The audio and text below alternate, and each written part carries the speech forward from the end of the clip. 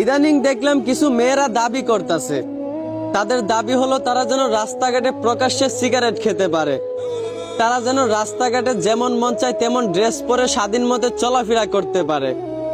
তো আমি বলি কি আমার বোনেরা, আপনারা রাস্তাঘাটে প্রকাশ্যে সিগারেট খাবেন, আপনারা রাস্তাঘাটে যেমন মন চায় তেমন ড্রেস পরে চলাফেরা করবেন, আপনাদেরকে বাধা দিছে কে?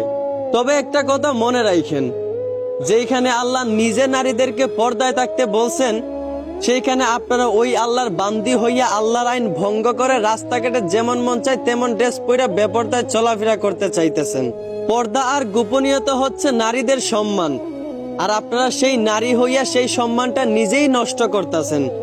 আর আমার মনে হয় কি, কোনো ভদ্র ফ্যামিলির শিক্ষিত মা বাবার শিক্ষিত সন্তান কোনোদিন নিজের সম্মান নিজে নষ্ট করে না। অতএব এইখান থেকেই বোঝা যায়, যেই মেয়েরা আজকাল এইরকম ফালতু দাবি করতেছে, নিঃসন্দেহে তারা কোনো অভদ্র ফ্যামিলির অশিক্ষিত মা বাবার অশিক্ষিত সন্তান। আশা করি বুঝতে পারছেন।